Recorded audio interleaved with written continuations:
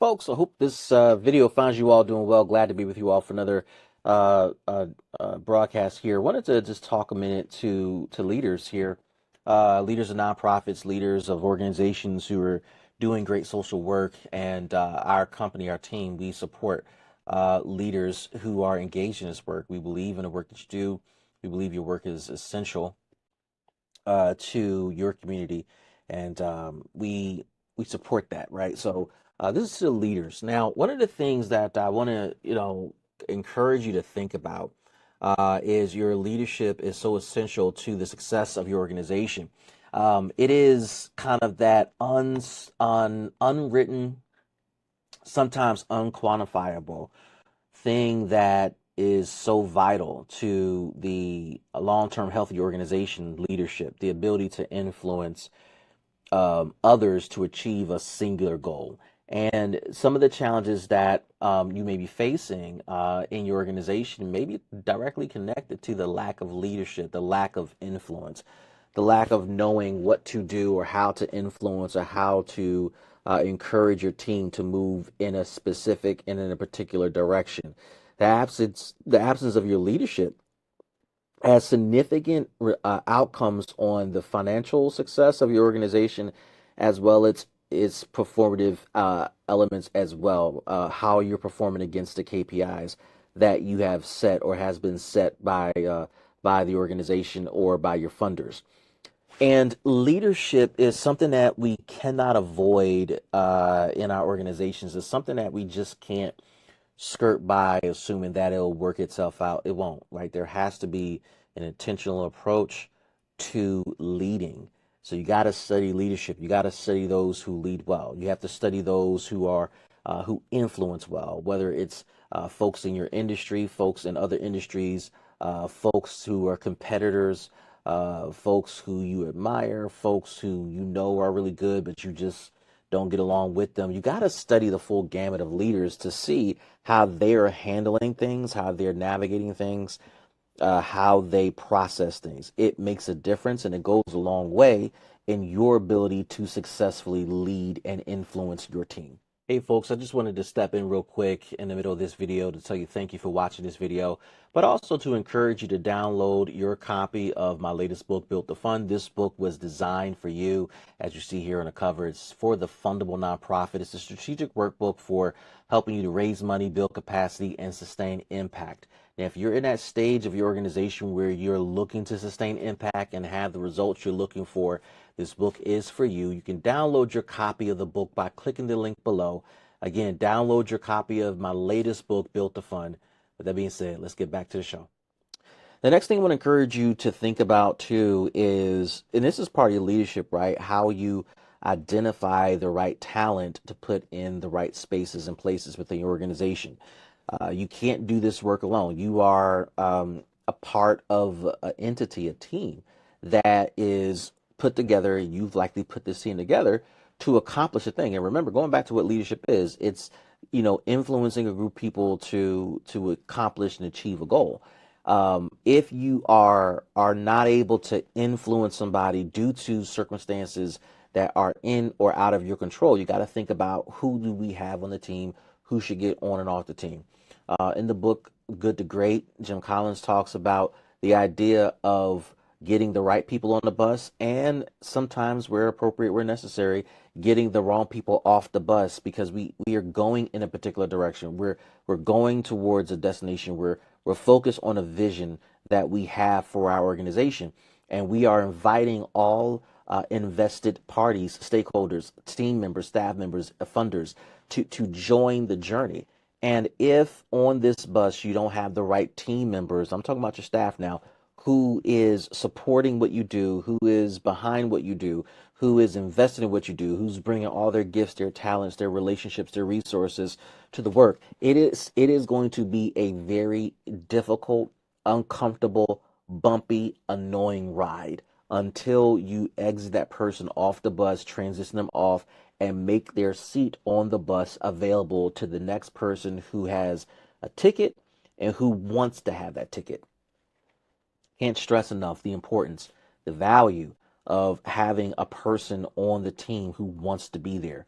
And wanting to be there is not just simply saying, I want to be there, right? It's the whole presentation.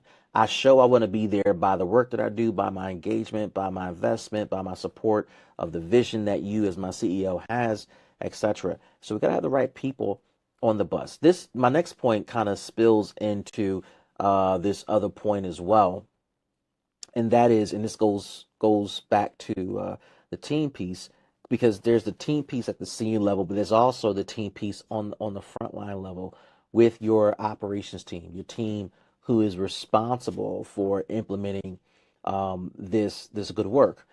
When you notice that even on the front line, the folks you have are not invested or not doing good work, you got to be thoughtful about identifying that quickly so you're not wasting resources and time, but also taking the opportunity to say, if you are not where we need you to be, one, are you willing to be developed, coached, and trained in this direction? Number two, if that's not of interest to you, how can we make your services available to the open market? Because we don't want to stand in your way of achieving whatever goals that you have. And we don't want you to take up a seat. We don't want you to stand in the way of somebody else who can come in and help us accomplish the vision that we have, right?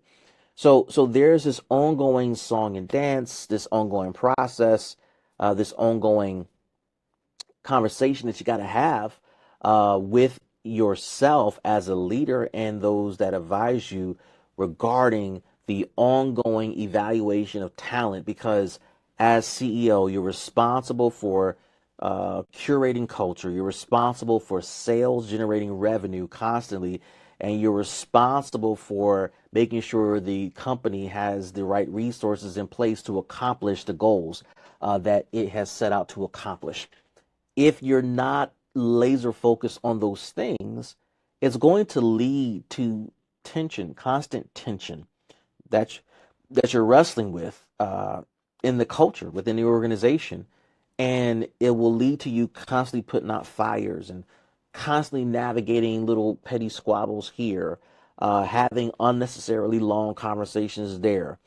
Those little things add up, right? And it takes away from your ability to be the CEO, the vision casting individual, the one who sets the tone, the one who has the vision for the organization that will cause the organization to not only propel forward, but to become and remain sustainable. Hey folks, I just wanted to step in real quick in the middle of this video to tell you thank you for watching this video, but also to encourage you to download your copy of my latest book, Built to Fund. This book was designed for you, as you see here on the cover. It's for the fundable nonprofit. It's a strategic workbook for helping you to raise money, build capacity, and sustain impact. Now, if you're in that stage of your organization where you're looking to sustain impact and have the results you're looking for, this book is for you. You can download your copy of the book by clicking the link below. Again, download your copy of my latest book, Built to Fund. With that being said, let's get back to the show.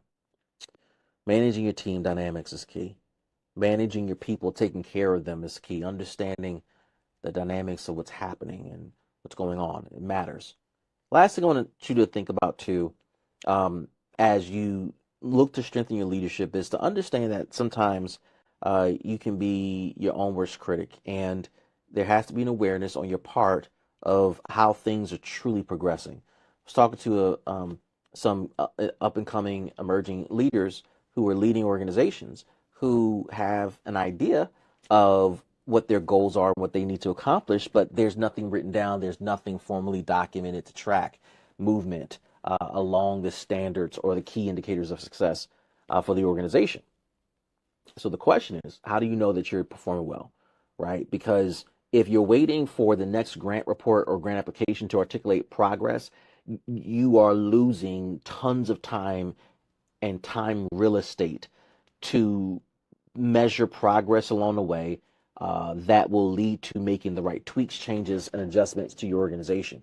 This is not about the next application or the next report, because you're living from report to report and application to application. We're talking about good leadership that does include good management. Good management does not always result in good leadership.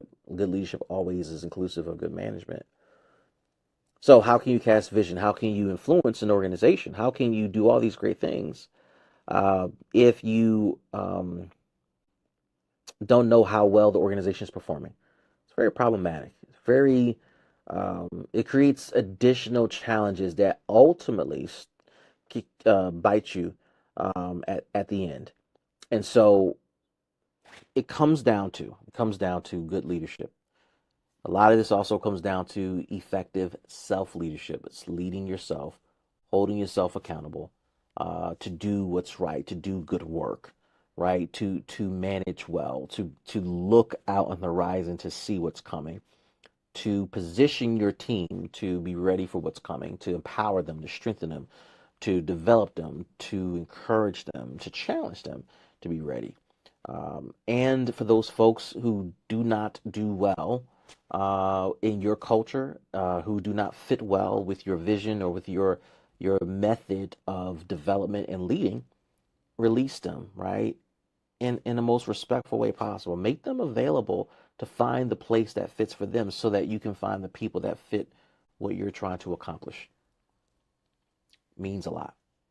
Means a lot. Folks, I hope you found this talk helpful. I hope you find this process helpful. Continue to lead well, continue to study leadership, continue to focus on ongoing growth methods and mechanisms that work for your organization.